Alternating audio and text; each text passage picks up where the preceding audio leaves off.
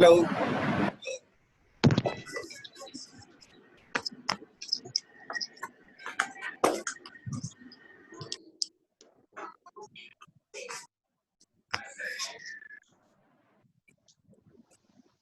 Kartik Yadav,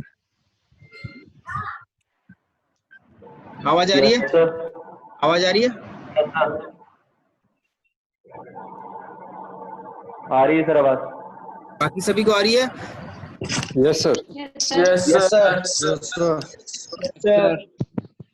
okay, screen visible है? Yes sir. Yes sir.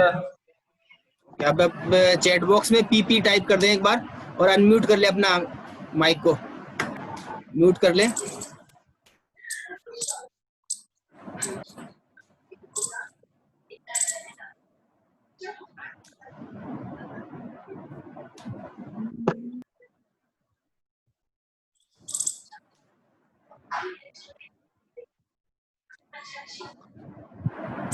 आज second class है हमारी, इसमें हम बेसिक डेफिनेशंस को देखेंगे रिलेटेड टू मैकेनिक्स, जो आप लोगों की पहले पढ़ी हुई है।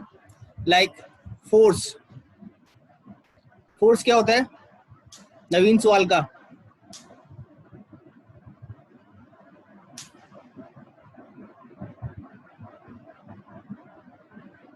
नवीन सवाल का।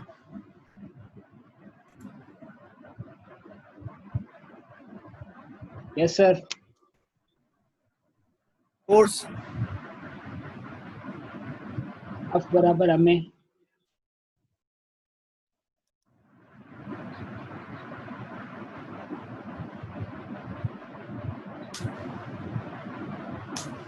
force can be considered as an external agent which will tend to body move। कोई भी एक एक्सटर्नल फोर्स है या एक्सटर्नल एजेंसी है जो किसी बॉडी के अंदर मूवमेंट लेके आता है, ठीक है। जैसे इसके डेफिनेशन दे रखी है, this term is applied to any action on the body which tends to make it move इसको मूविंग पोजीशन में लाएगा, इसकी मोशन को चेंज करेगा और चेंज इट साइज और शेप, उसकी साइज में भी चेंजेस ला सकता है। A force is usually thought of a push or pull. ठीक है, इसकी नेचर कैसी हो सकती है? पुश भी हो सकती है और पुल भी हो सकती है। पुश मतलब धक्का देना, पुल यानी खींचना, such as hand pushing against a wall और the pull of a rope fastened to a body. What is mass? There is two terms, mass and weight. Mass is the amount of matter contained in a body.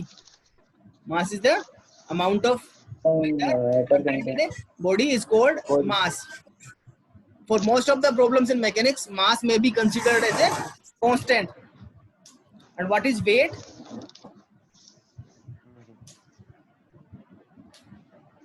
The magnitude of weight changes with respect to gravity.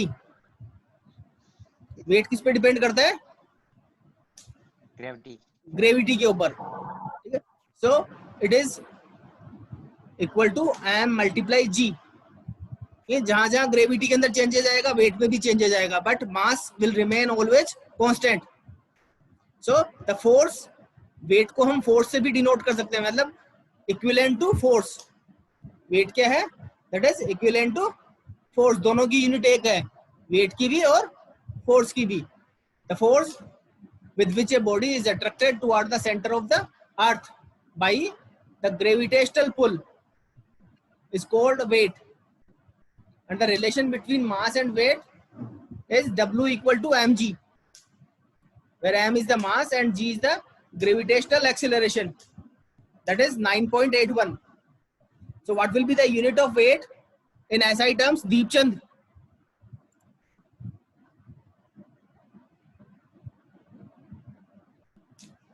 Deepchand से पता। What will be unit of weight?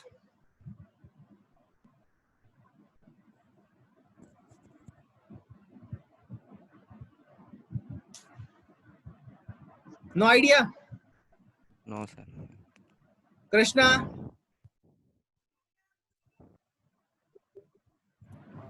Joule.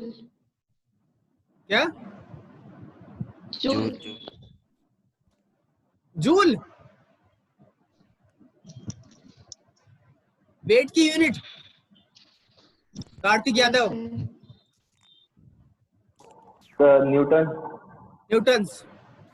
The unit of weight in SI unit is newtons and in MKS unit kilogram. Kilogram force. Kilogram force. 1 kilogram force equal to 9.81 Newton. 1 kilogram force equals to. Yes sir. अच्छा online निकल ले रखे हाँ आ जाए हैं अच्छा अच्छा मैं कह रहा था ना अपने एक टेंटेटिव का वो दे देते हैं अपने इंडस्ट्रियल ट्रेनिंग का दिखाया हुआ है ना मैं दे दूंगा इसको है 12 बजे दिखवा दो ना अच्छा अच्छा अच्छा आपने तीन लेक्चर ऐड किए होंगे हाँ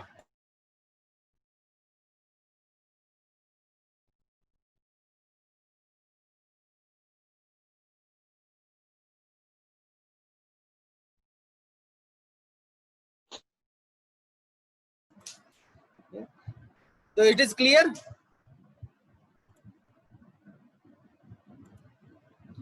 Now the density. Density can be called as mass density, and it is the weight of unit volume of a body or substance, or it is sometimes called as mass density. Mass density means mass per unit volume. Mass per unit volume, and the unit of mass density will be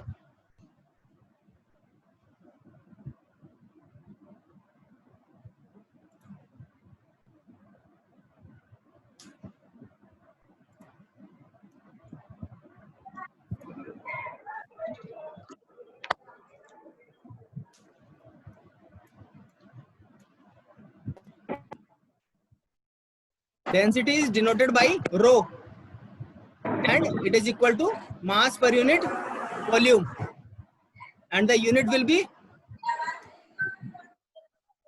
kilogram per meter cube.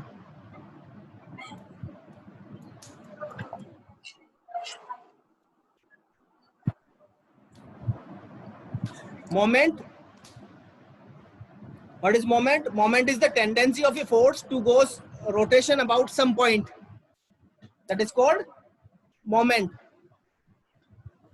The force multiply particular distance about that point is called moment. Torque. It moment और torque दोनों एक दूसरे को replace करते हुए use किए जा सकते हैं. So torque की definition है the action of a force which causes rotation to take place is known as torque. For example, जैसे बेल्ट और पुली का एग्जांपल है, ठीक है. बेल्ट और पुली का एग्जांपल है जिसमें बेल्ट क्या करती है, पुली को रोटेट कर दिया है. तो वो क्या क्रिएट कर रही है, पुली के ऊपर एक टॉर्क क्रिएट कर रही है जिससे पुली रोटेट कर रही है.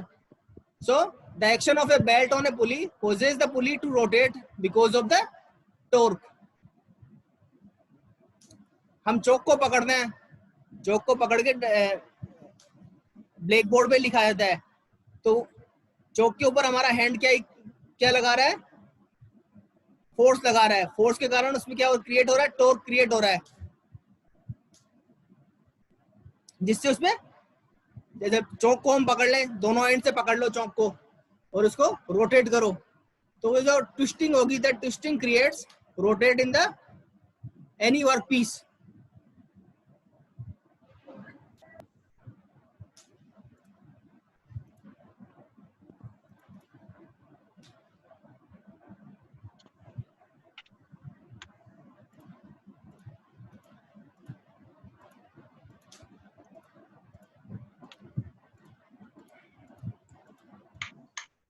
What is work?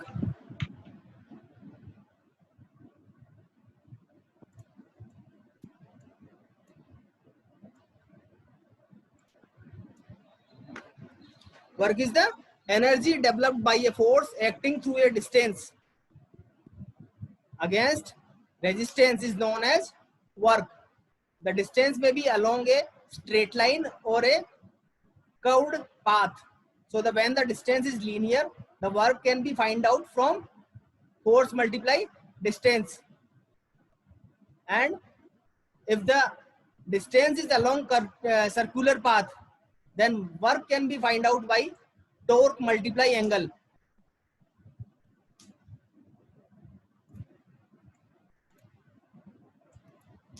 So work is दो तरीके से निकाल सकते हो. वर्क एक तो यदि लीनियर ट्रांसलेशन हो रहा है किसी बॉडी के अंदर, then it is work equal to force multiply distance. यदि कर्वीलिनियर पाथ है, सर्कुलर पाथ है, then it is torque multiply angle. And the work के अलग अलग ग्रुप क्या है? Common forms of work include weight lifted through a height, a pressure pushing volume of substances, and torque causing a shaft to rotate. इसी torque के कारण shaft जो rotate होगी, that will be considered as work done by shaft. Next is power. Power क्या है? The rate of doing work. Rate of doing work is known as power, or work done per unit time is called power. For example, a certain amount of work is required to raise an elevator to the top of its shaft. किसी भी चीज को किसी height तक उठाने के लिए कितना काम करना पड़ रहा है per unit time, that is considered as power of that machine. For example, a 5 HP motor can raise the elevator, but a 20 HP motor can do the same job 4 times faster. मतलब यदि 5 HP की motor किसी चीज को उठाने में 5 minute लेती है, तो 20 HP की मोटर कितना टाइम लेगी? 4 टाइम्स लेस लेगी, 1.25 4 टाइम.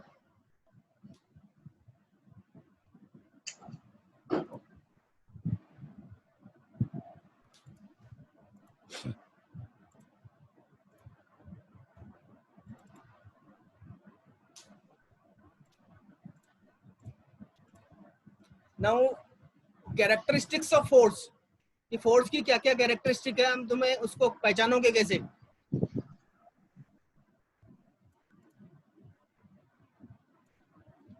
फोर्स के साथ में क्या होगा? फोर्स एक वेक्टर क्वांटिटी है, force is a vector quantity which contains magnitude. का क्या मैग्नीट्यूड है? जैसे फॉर एग्जांपल 50 न्यूटन, 100 न्यूटन। उसकी डायरेक्शन क्या है? डायरेक्शन मतलब लाइन ऑफ एक्शन।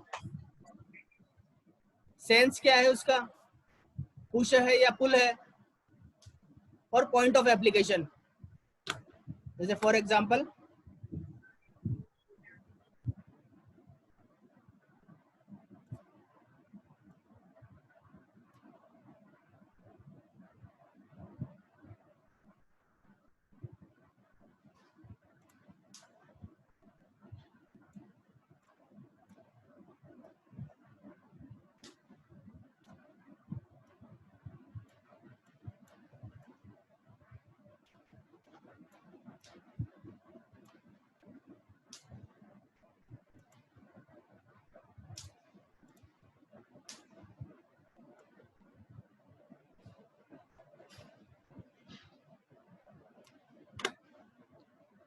ये कोई फोर्स है ए बी, ठीक है, इसका मैग्नीट्यूड क्या हो गया?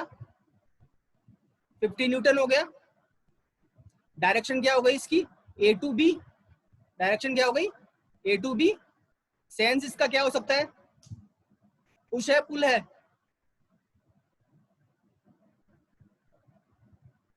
पुश पुश है। Push and point of application क्या हो गया? Point of application is B. B B आ गई चारों आगे। इसके ये कैरेक्टरिस्टिक हो गए इसके, किसी भी फोर्स के। ये अपना माइक म्यूट रखे।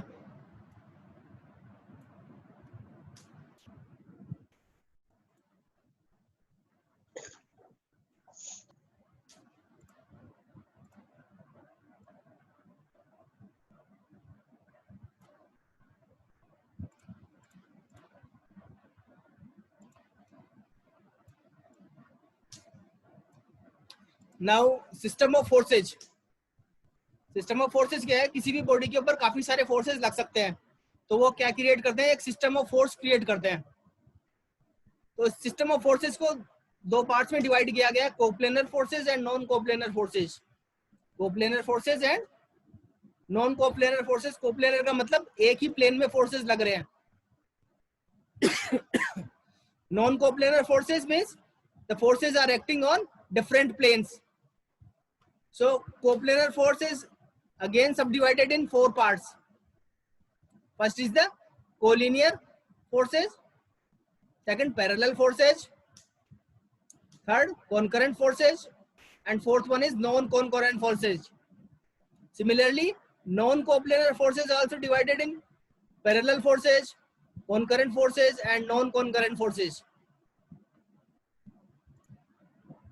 So first one is the coplanar, concurrent, collinear force system. Collinear force system क्या होता है? If the forces are in a line, एक ही लाइन के अंदर एक्ट कर रहे हैं, ठीक है, और एक ही प्लेन के अंदर है। फॉर एग्जाम्पल ये इसका डायग्राम दे रखा है।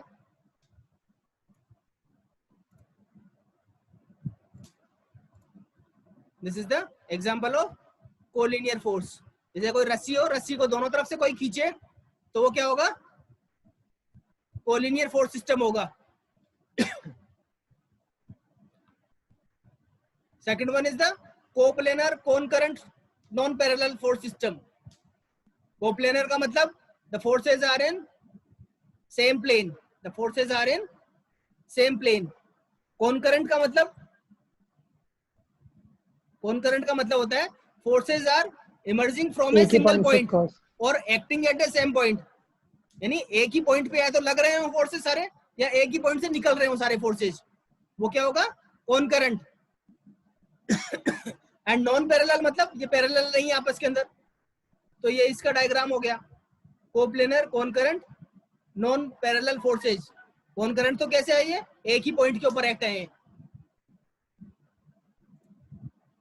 ये सभी एक ओ पॉइंट के ऊपर एक्ट कर रहे हैं सारे forces. P1, P2, P3, P4, तो ये तो कॉन्करेंट हो गया।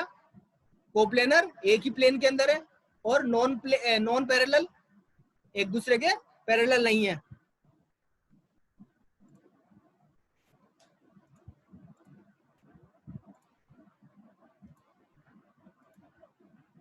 Then third is the coplanar non-concurrent parallel force system। तो ये इसका एग्जांपल है।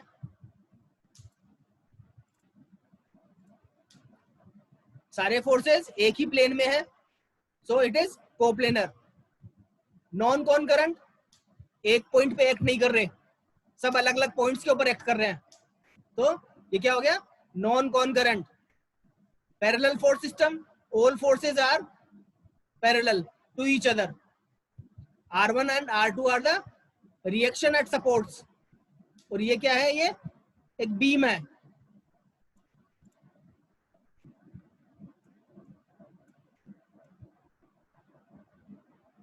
AB is a beam supported at two supports, which is providing reactions R1 and R2, and P1, P2, P3 are loads applied at different points।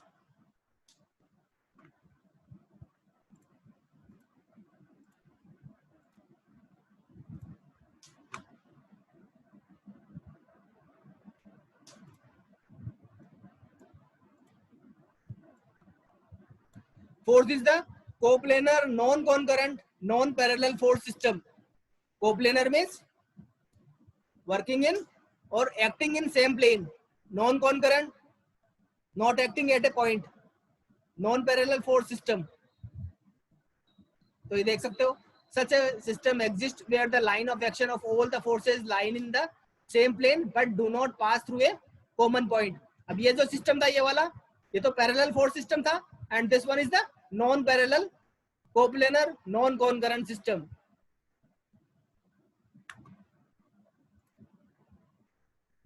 Fifth is the non-coplanar concurrent force system। Non-coplanar concurrent force system, तो इसका मतलब हो गया forces are not acting in a same plane, forces are not acting in a same plane but acting at a single point। तो इसका example है, example of this type of force system is the forces in the legs of a tripod supported a camera। इसको और दूसरी तरीके से समझ सकते हैं हम,